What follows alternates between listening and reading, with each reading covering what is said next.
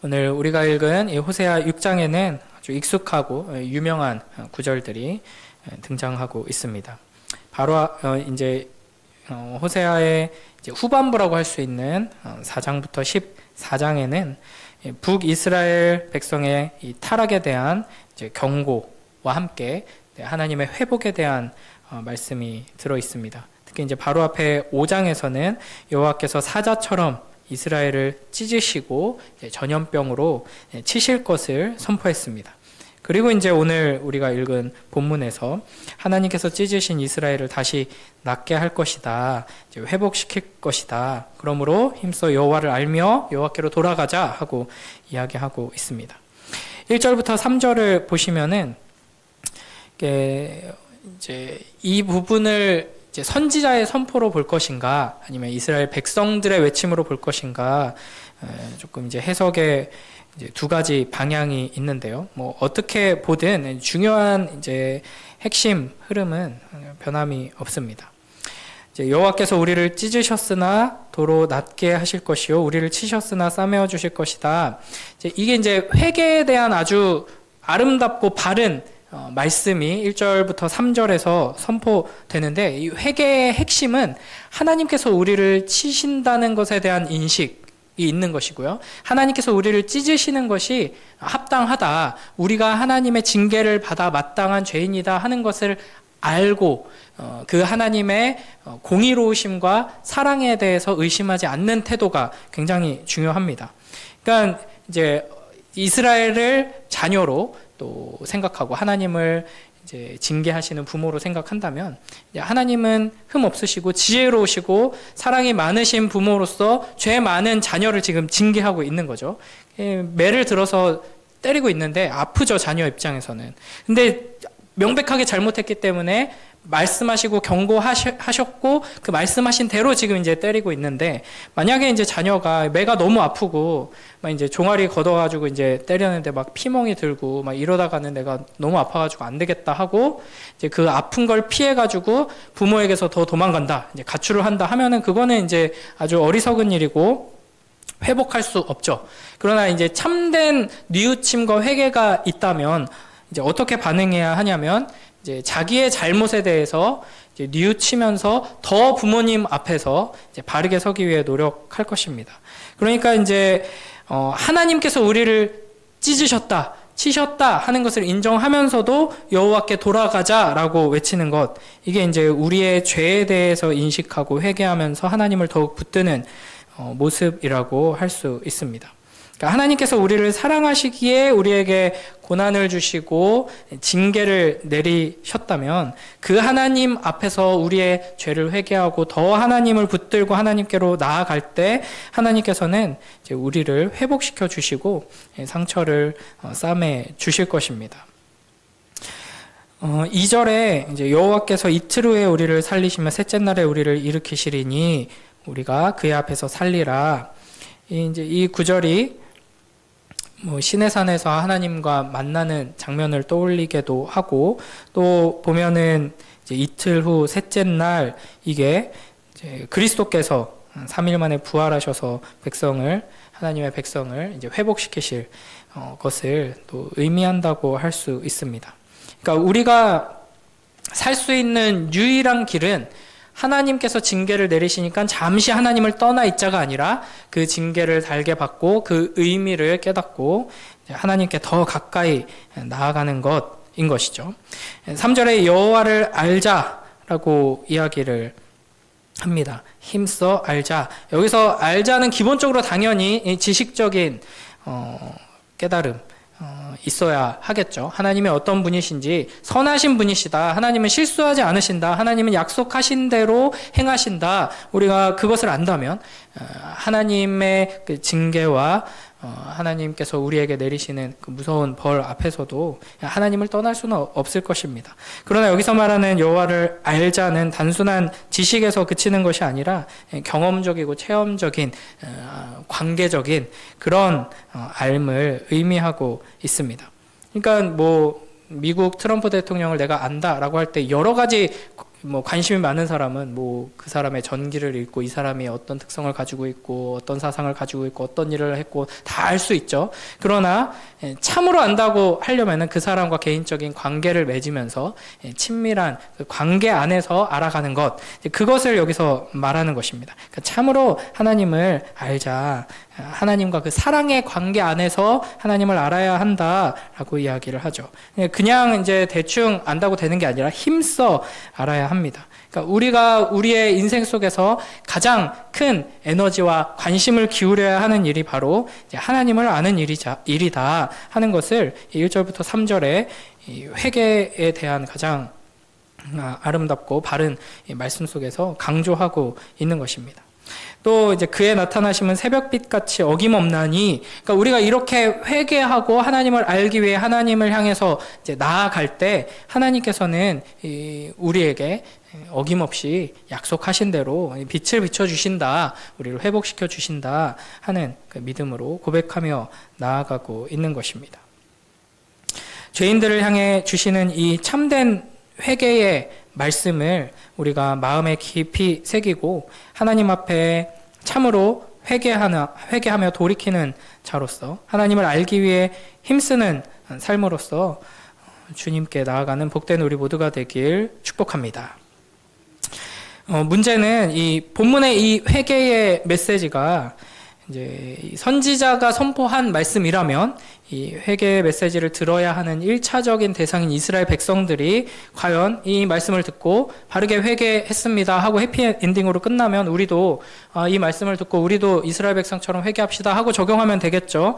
그러나 이 이제 5절부터 또 더 넓은 문맥 안에서 또 오늘 읽은 6장 본문의 문맥 안에서만 봐도 이스라엘은 이 말씀을 듣고 참된 회개로 나아가지 못했습니다. 그러니까 이거를 이제 이스라엘 백성들이 외친 말로 해석할 수도 있거든요. 그렇게 본다면은 진짜 그럴싸하게 회개에 대해서 아주 바르게 말하면서 외치면서 하나님 앞으로 선 거예요. 그러나 말만 번지르르 했지 예배의 형식은 아주 하나님께서 기뻐 받으시는 말씀에 근거한 바른 예배였지만 참된 회개가 아니었다. 참으로 하나님께서 기뻐 받으시는 예배가 아니었고 껍질만 있었다 하는 이제 슬픈 이야기입니다.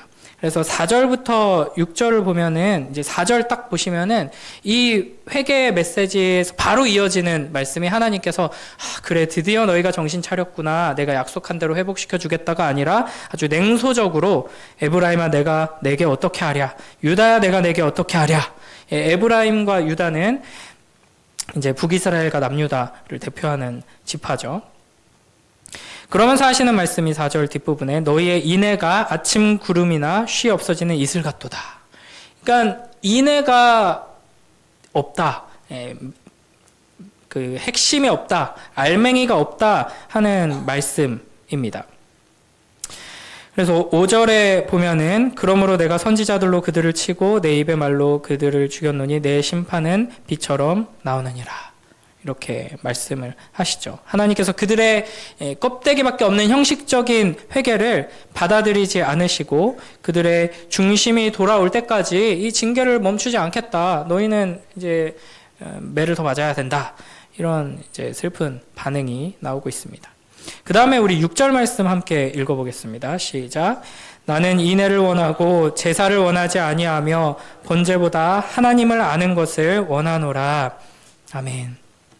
그래서 이게 말은 번지르르하게 하나님이 이제 이런 분이시고 우리가 이렇게 죄인이니 하나님께 돌아갑시다라고 말하고 있지만 하나님께서는 정작 나는 인애를 원한다. 너의 인애가 지금 없지 않느냐 이렇게 말씀을 하고 계시죠.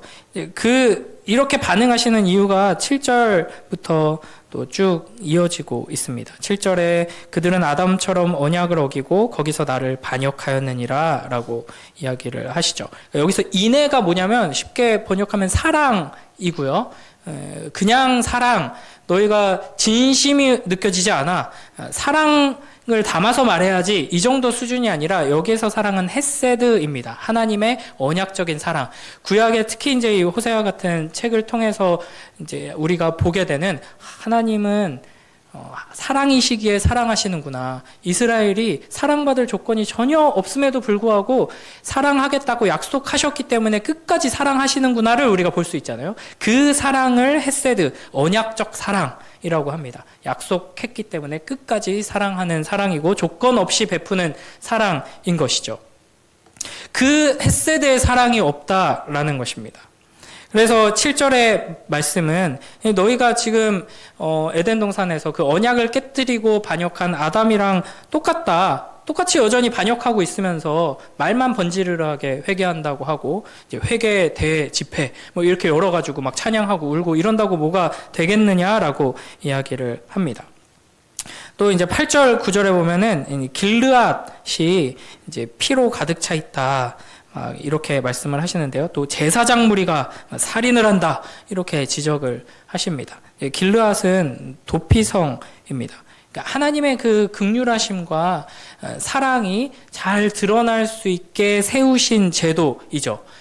살인을 저질렀지만 그게 이제 계획적인 게 아니라 사고로 부지 중에 그렇게 살인을 저질렀다면 이제 그런 사람을 도피성으로 와서 이제 보호해라 하는 의도로 하나님께서 주신 그 도피성인데 그 하나님의 사랑이 실현돼야 할 도피성이 이제 아주 더러운 죄의 공간이 되었고 하나님의 사랑을 가르치고 이끌어야 할 지도자들이 이제 악을 행하고 오히려 죽이는 일을 하고 있습니다.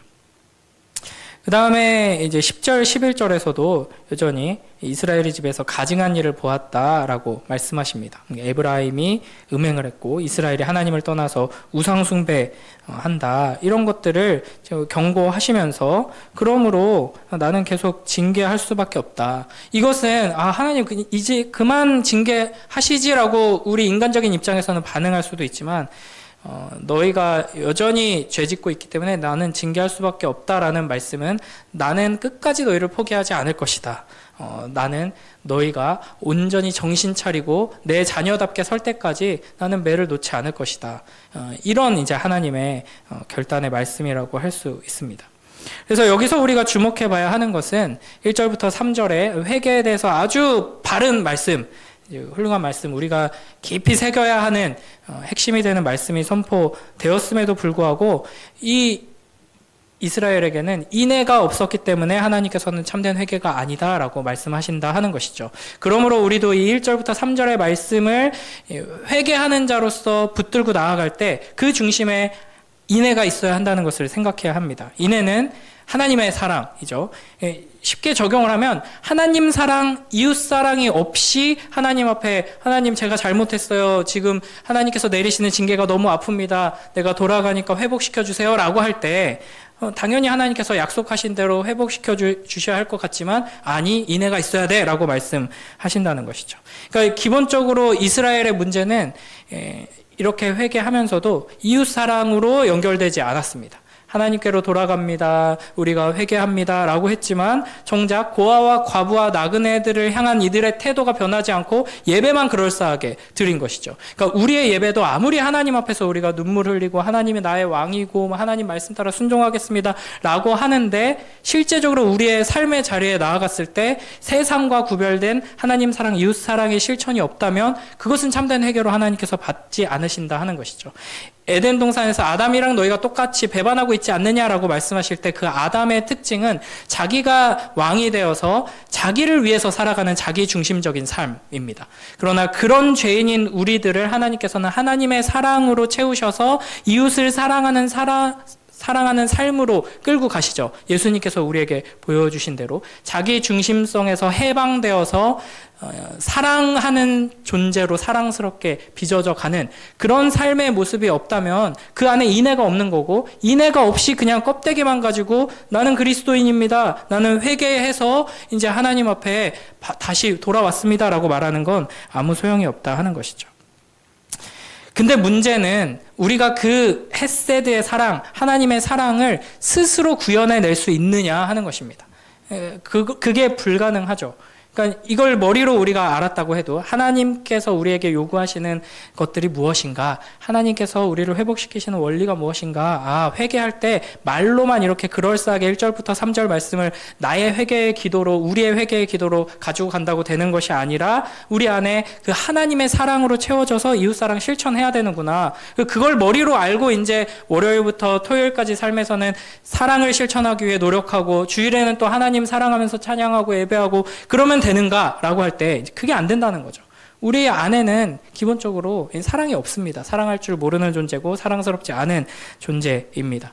그래서 말씀 앞에 나오는 훈련이 우리에게 중요한 겁니다. 자신을 쳐서 복종시키면서 이제 훈련의 가장 중요한 핵심은 열심히 노력하고 결단하고 회개의 1절부터 3절의 말씀을 구호처럼 외치면서 으쌰으쌰 하면은 되는 것이 아니라 오직 하나님의 은혜만이 우리를 변화시키기 때문에, 복음의 능력만이 우리를 회복시키기 때문에 그 복음 앞으로 은혜의 자리로 나오도록 힘쓰는 것이 훈련인 것이죠. 훈련 자체가 우리를 변화시키지는 못합니다. 그러나 열심히 훈련해서 말씀의 자리로 나오는 시간들을 계속해서 확보하고 그 시간 속에서 하나님의 말씀의 은혜를 누리고 함께 이제 하나님의 말씀대로 살아가는 그 삶의 자리에서 하나님이 진짜 살아계시는구나, 하나님께서 말씀하신 대로 나에게 이 위로를 주시고 나의 삶에 이런 세심한 부분까지 하나님께서 은혜를 베풀어 주시는구나 하는 것을 경험할 때 우리는 그 인해 하나님의 헤세드의 사랑을 참으로 알게 되고, 그게 바로 하나님을 참으로 알게 되는 길입니다.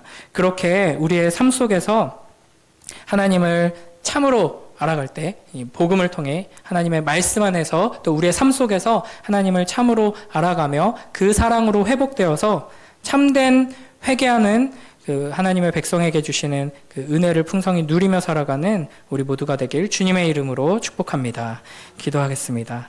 하나님 아버지 감사합니다. 오늘 이 호세아 6장을 통하여서 회개의 말씀을 우리가 듣고 다시 한번 우리가 하나님 앞에 회개하는 자로 서야 한다는 것을, 또 영광스럽고 감사하게도 우리가 회개하는 자리로 부름받고 있다는 것을 다시금 듣게 하시니 감사합니다. 아버지 하나님, 우리가 회개가 무엇인지, 어떻게 회개해야 하는지, 회개할 때 하나님께서 우리에게 어떻게 회복시켜 주시는지 다 알지만 우리 안에 사랑이 없음을 인하여서 주님의 은혜를 구합니다. 아버지 하나님, 우리에게 말씀하시고 우리의 삶 속에서 역사하셔서 살아계신 하나님의 그 무한하신 사랑으로 우리가 채워지게 하시고 감격하게 하시고 감사하게 하셔서 하나님의 사랑으로 이웃을 사랑하는 참된 회개의 삶으로 나아갈 수 있도록 축복하여 주시옵소서. 하나님께로 힘써 돌아가며 하나님 앞에 설 때 하나님의 놀라운 은혜를 힘입어 변화되는 우리가 될 수 있도록 축복하여 주시옵소서. 감사드리며 예수님 이름으로 기도드립니다. 아멘.